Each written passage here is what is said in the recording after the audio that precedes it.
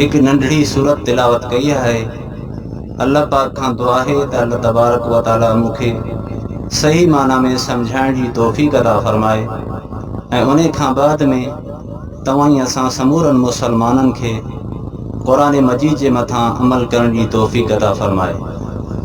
अज़ीज़ दोस्तो, इन सूरत में अल्लाह तबारक व तआला ज़माने जो कसम खयों तो ज़मानो क़ीमती आहे ऐं उन ज़माने जे अंदरि अल्लाह तबारक व तआला कसम खणी तव्हां असांखे ॿुधायो त इन ज़माने जी क़दुरु कयो। हाणे तव्हां असां वटि जेके हयातीअ में ॾींहं अचनि था, जेके ॾहाड़ा अचनि था, उहे अल्लाह तबारक व तआला अज़ल खां अबद खां मुहतरम ऐं मुकरम करे छॾिया आहिनि। कंहिंजे अचण सां या कंहिंजे वञण सां को ॾहाड़ो बख़्त वारो थिए, ईअं नथो थी सघे। कंहिंजे वञण सां को ॾहाड़ो माना बदबख़त थी वञे, मनहूस थी वञे, ईअं नथो थी सघे। जीअं तव्हां असां वटि इहा ॻाल्हि मशहूरु आहे त 10 मुहर्रम जो ॾहाड़ो मनहूस आहे। छो मनहूस आहे? इन ॾींहं में तव्हां असां शादी न कयूं, इन ॾींहं में तव्हां असां को सुठो कमु न कयूं, इन ॾींहं में तव्हां असां ख़ुशी न मल्हायूं। छो? इहो ॾहाड़ो निभागो आहे। अस्तग़फिरुल्लाह, मआज़ल्लाह, ईअं न आहे। छो इन ॾहाड़े खे तव्हां असां मनहूस सम्झूं था? इन ॾहाड़े खे तव्हां असां छो निभागो सम्झूं था? त इन ॾहाड़े में, इन ॾींहं में हज़रत इमाम हुसैन रज़ी अल्लाह ताला अन्हु खे शहादत मिली आहे। तंहिंजे करे माना शहादत खे तव्हां असां मनहूस सम्झो आहे, शहादत खे तव्हां असां घटिया सम्झो आहे। त इन जे करे इन ॾींहं खे तव्हां असां नुक़सान वारो, खसारे वारो सम्झूं था। ईअं न आहे।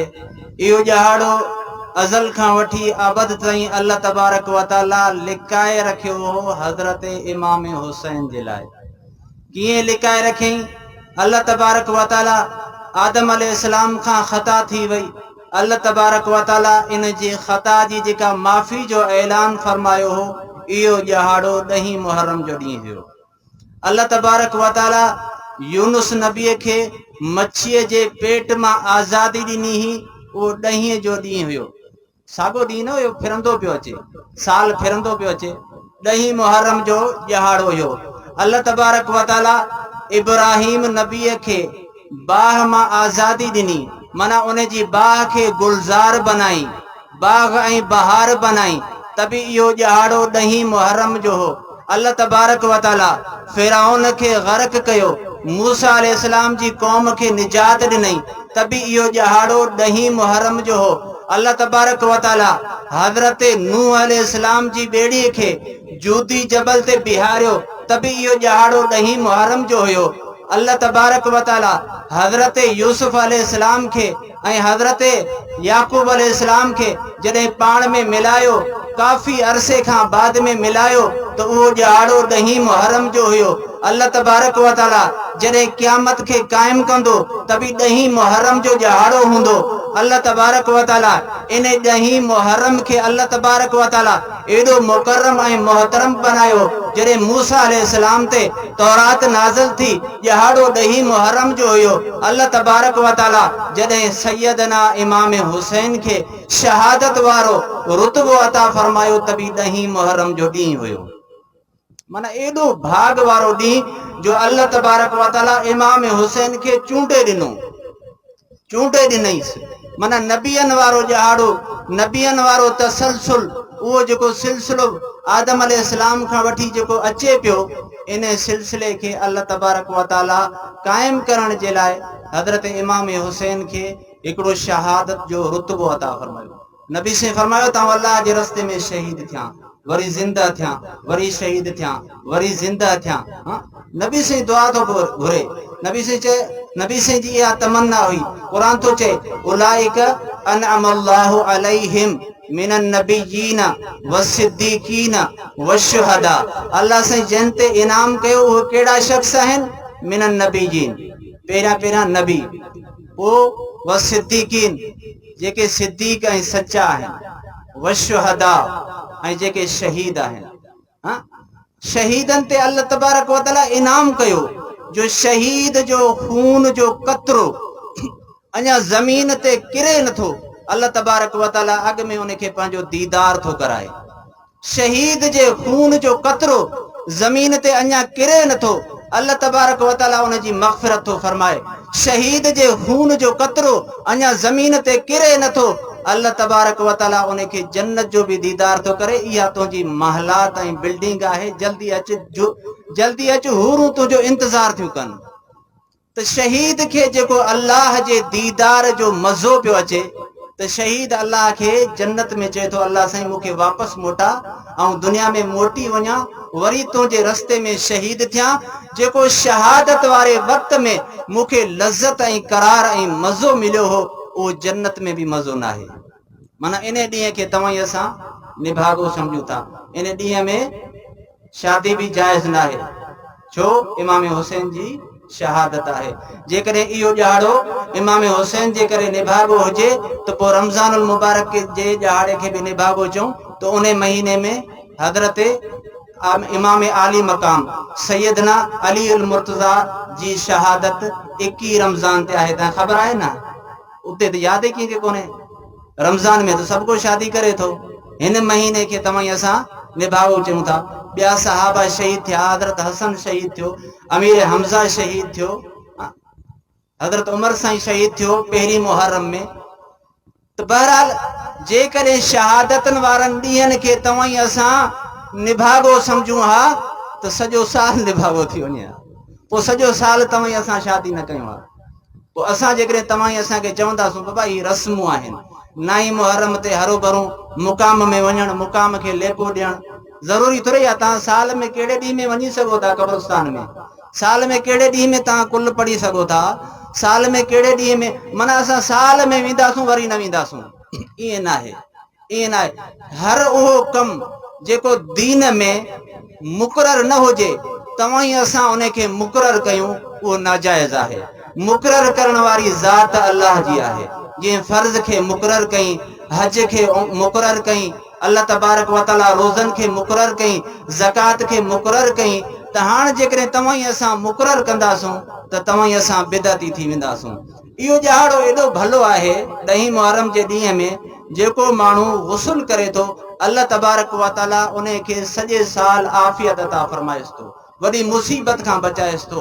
जेको माण्हू 10 मुहर्रम जे ॾींहुं सुरमो पाए थो, अल्लाह तबारक व तआला उन जे सॼे साल खे अखियुनि खे हिफ़ाज़त थो फरमाएसि, सॼो साल उन जूं अखियूं ख़राब नथियूं थियनि। इन 10 मुहर्रम ते नबी करीम सल्लल्लाहु अलैहि वसल्लम जी शादी हज़रत ख़दीजतुल कुबरा सां थी।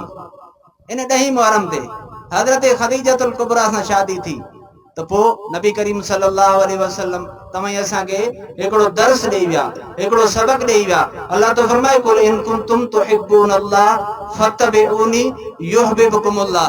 जेकॾहिं चाहियो था त अल्लाह असां सां प्यार करे, हर एक जी इहा तमन्ना आहे, हर एक जी इहा ख्वाहिश आहे त मूंसां अल्लाह प्यार करे त फत्तबिऊनी, मोहम्मद जी ग़ुलामी में अचो, मोहम्मद जी वर्दी में अचो, मोहम्मद जे लिबास में अचो, शरीयत में अचो। तव्हांजो जिस्म मोहम्मदी हुजे, तव्हांजो चेहरो मोहम्मदी हुजे, तव्हांजो उथण ऐं वेहण मोहम्मदी हुजे, तव्हांजो अखलाक मोहम्मदी हुजे, तव्हांजो किरदार मोहम्मदी हुजे। दुरूद शरीफ पढ़ो।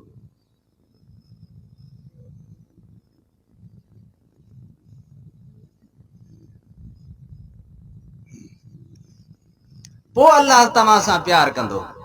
हींअर जेकॾहिं तव्हां ई असांखे, तव्हांखे ऐं हिते स्टेज ते वेही करे क़ुर साम्हूं आहे, तव्हांखे चवां अल्लाह कंदो तव्हां सभु शहीद थींदो, तव्हां चवंदो मौलवी साहब तकरीर करे आख़िर में असांखे बददुआ ॾेई वियो, असांजा नंढड़ा बच्चा आहिनि, असां शहीद थियूं। नबी साईं जी इहा तमन्ना हुई त मुंहिंजो हर हिकु उम्मती क़यामत जे ॾींहुं आलिमनि मां उथे, क़यामत जे ॾींहुं शहीदनि मां उथे।